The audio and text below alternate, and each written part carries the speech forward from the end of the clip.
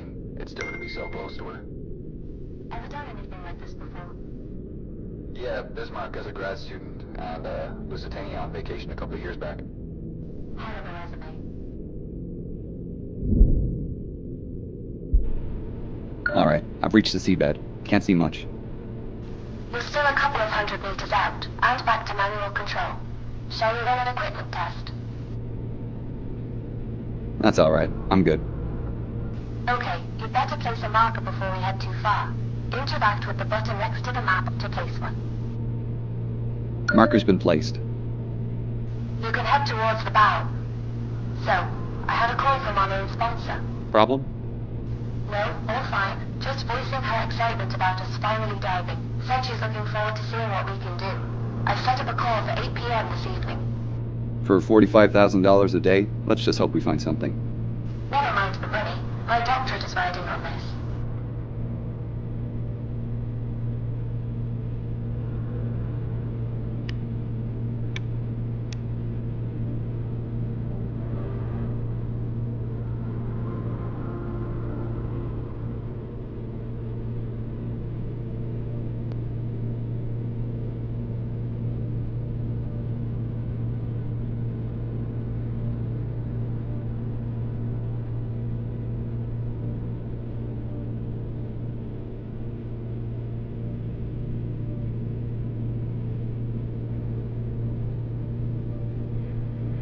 Prepare for sonar contact. Right, I should get my lights ready, now that I'm getting close to the bow. The far left lever controls your sub's lights. To turn the spotlights on and off, interact with the button in front of the lever.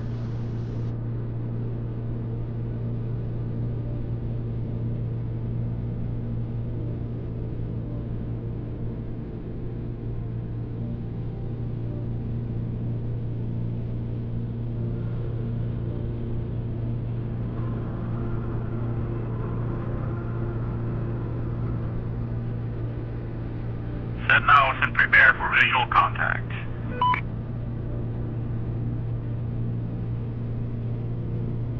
Whoa. She's a beauty.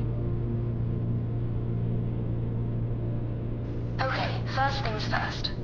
We've got a contract with the Titanic Society to place their commemorative plaque on the forecastle deck. Follow the map to get yourself into position. Alright.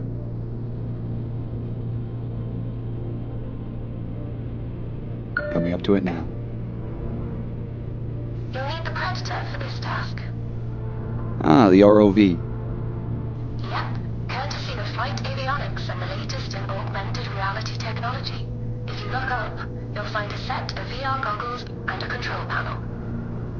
To deploy the ROV, reach out and touch the VR goggles with your hand controller.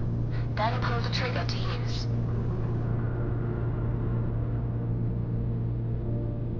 The controls to maneuver the Predator are the same as the submersible.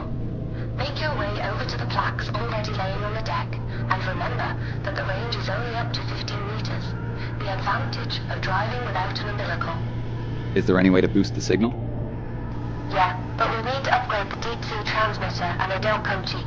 The generosity of our sponsors and UNS funding only goes so far. If we complete these contract jobs, we might just be able to afford some upgrades. What happens if I go out of range? The automatic recall kicks in. ROV comes straight back to the sub. I'm here. Great. The plaque we're placing is in the Predator's inventory. You can access it through the menu. Oh, how do I open the menu? You can open the menu by pressing and releasing the info button. While in the menu, you can check your map and mission log and access the inventory. To interact with items in the inventory, use the laser pointer to highlight the item and pull the trigger to select. Okay, I'll place the plaque down on top of the flashing beacon.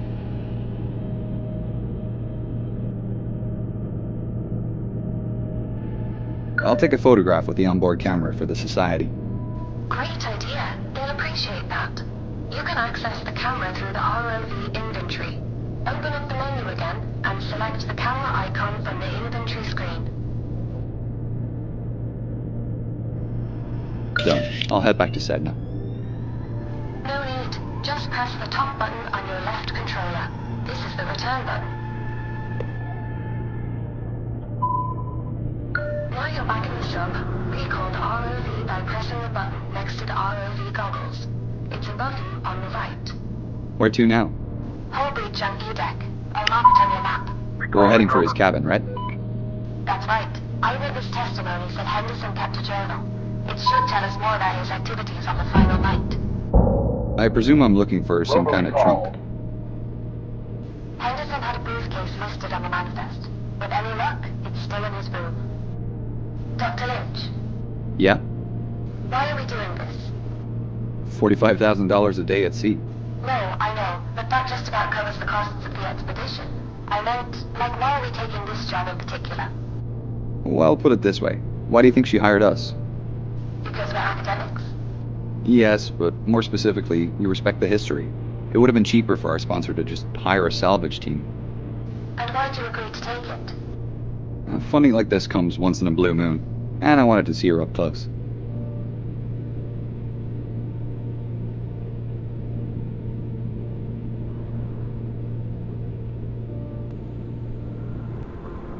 This breach is from the impact with the ocean floor. Anything in here is going to be messy. I'll keep my eyes peeled. It's towards the top of the breach. Look for the flashing beacon. I really hope his briefcase is there. Ah, found a briefcase. I just need to pick it up by holding down one of the triggers to interact. WJH. I think this is it. Well, that's lucky. Are you going to open it? No, not here. Assuming there's anything intact in there, it'll start degrading as soon as I open the case. I'll have to bring it back to the lab before we can take a peek. Okay, you should put the briefcase in the Predator's storage then. Just open and close the menu again by pressing and releasing the info. Let's get you to the surface. Activate the autopilot and get comfortable. Alright, I'll see you in about 2 hours.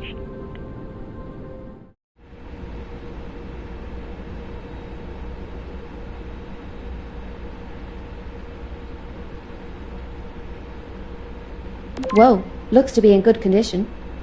Let's get this cleaned up.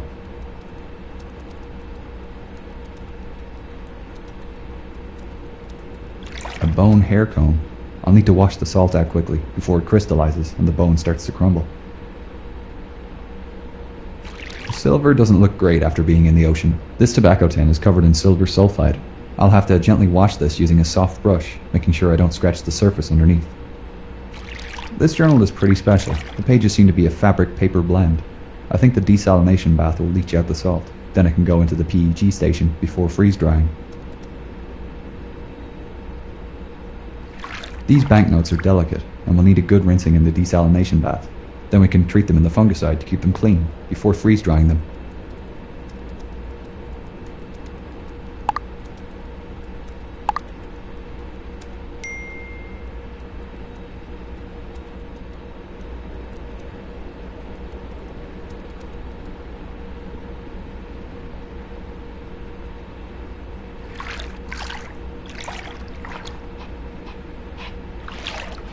It's come up great.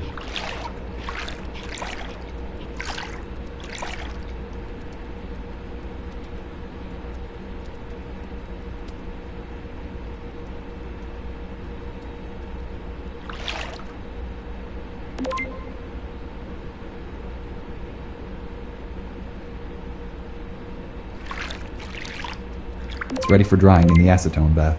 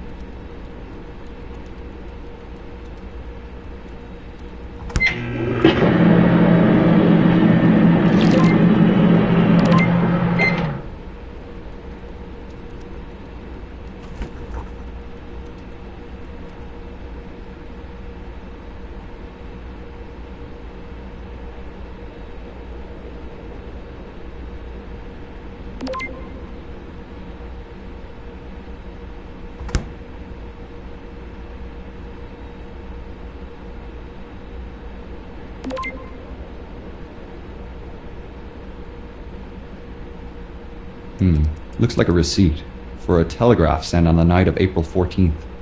That's strange. I haven't found any reference to one being sent. I wonder what it said. We can check with our sponsor when she calls. We could also search the first-class purser's office tomorrow, see if we can find the record book. The passengers placed and paid for their telegraph messages at the purser's office, and the record book would give us confirmation if a telegraph message was organized. We could also check the Marconi room to check if the message survived. Telegraphs were put into canisters before being sent through the pneumatic tubes, and it's possible the canisters... Here's our sponsor. We can tell her the news. Hi, team. How are you both? Hi, Gillian. We're doing great. We've just finished cleaning the artifacts we found today. We managed to access Henderson's cabin and retrieve his briefcase. Wonderful. Inside we found his journal, a few personal items still in good condition. One interesting item is a receipt for a telegraph sent on the night of the sinking. Oh, that is interesting. I didn't know William sent a message. That's what we thought. It's possible it wasn't sent, and that it's still in either the purser's office or the Marconi room. We're thinking our next dive should be to explore these rooms. I know teams have searched the Marconi room before, but I didn't think the purser's office was accessible. Yeah, up till now it's been off limits due to the size of ROVs, but ours is small enough to access it. We're hoping we might find the purser's record book, with the message listed.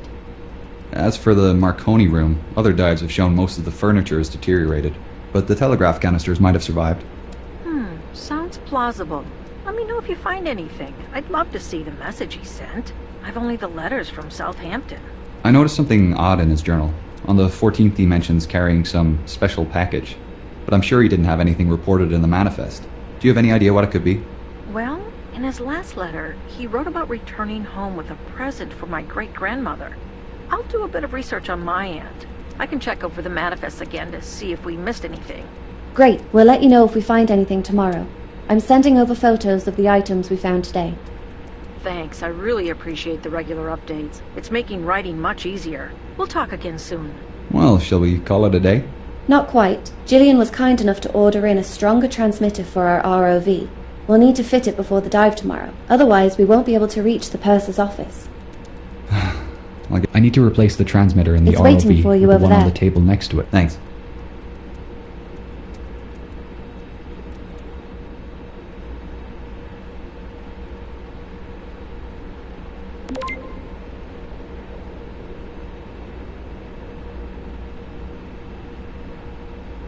She's all ready to go for tomorrow.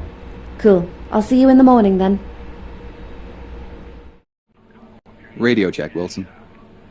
Coming in nice and clear, Dr. Lynch. Great. First up is the purser's office on C deck, correct?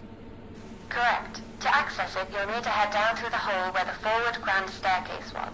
I'll mark it on your map. The C deck is pretty compressed from what I've heard.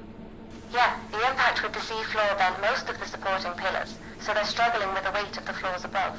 With the rate of decay increasing, it won't be long before it all collapses. I'm glad we've had a chance to come down here and see it for ourselves, before all this becomes inaccessible.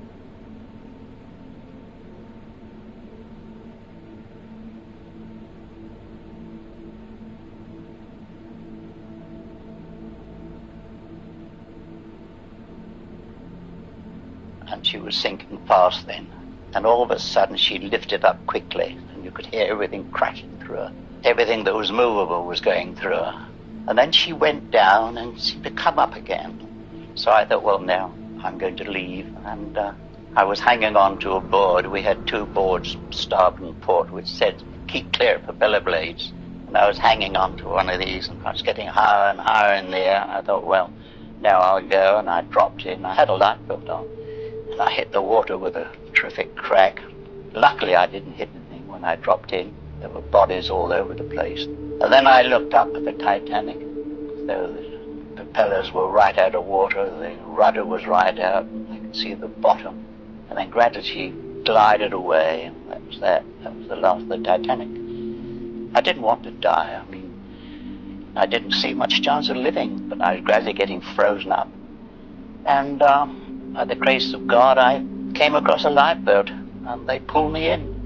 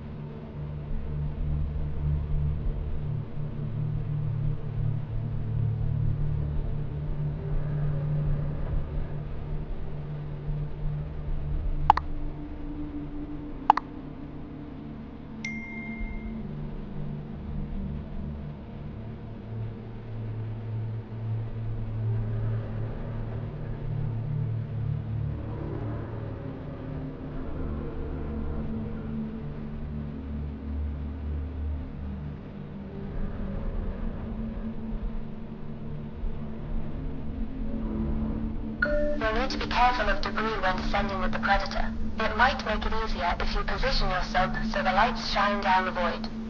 Good idea. Deploying Predator. Starting to descend.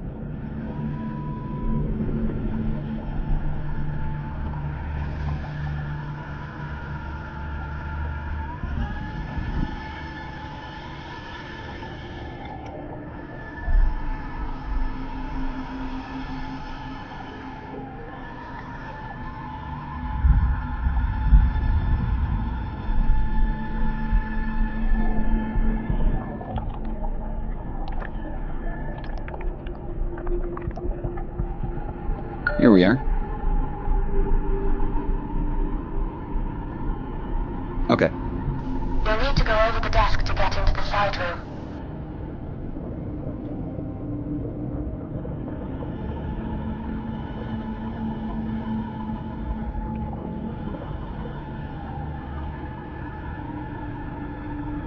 Right, I'm here.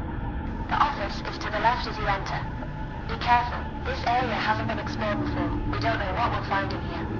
I think the last person in this room would have been Chief Purser McElroy.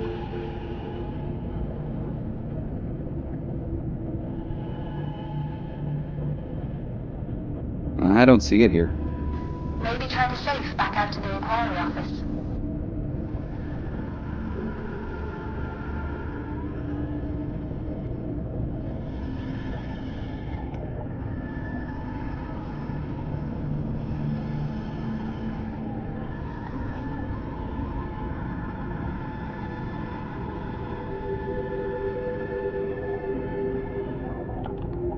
The doors are rusted shut. We can't check inside. Is the pouch among the debris? No, I can't see the leather pouch anywhere. We might be out of luck. That's a shame. I'll have to hope the Marconi room gives us some answers. While we're here, we should collect a sample of the rust on the safe doors. NCPA regularly check for new species of bacteria living in rusticles, and I'm sure they'll want a sample of this. I'll take a photograph of the scene too. They'll need to see the rusticle formations as well.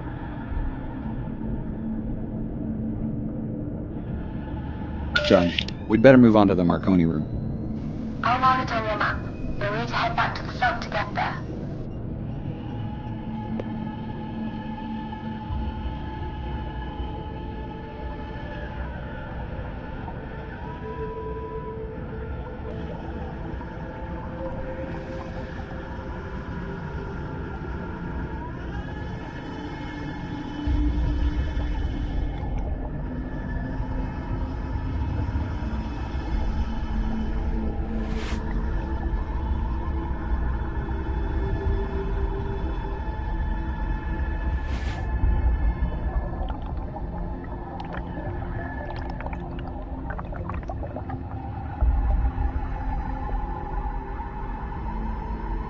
The Marconi room isn't too far from here, just between the first funnel and your current position. How do I get in? Either through the skylight or the corridors. Up to you which you feel is safer. Right, I don't want to damage the wreck. Or the ROV.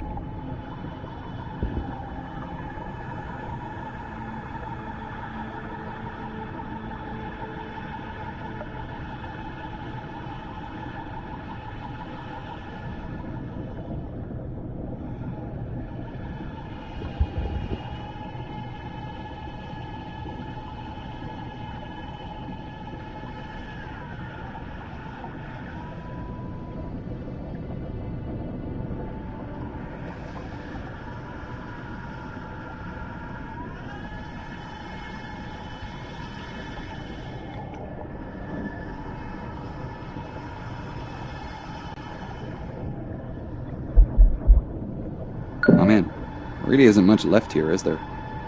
No, not really. Most of the furniture was wood, so it's almost all deteriorated. There's a lot of debris on the ground, and a few broken canisters.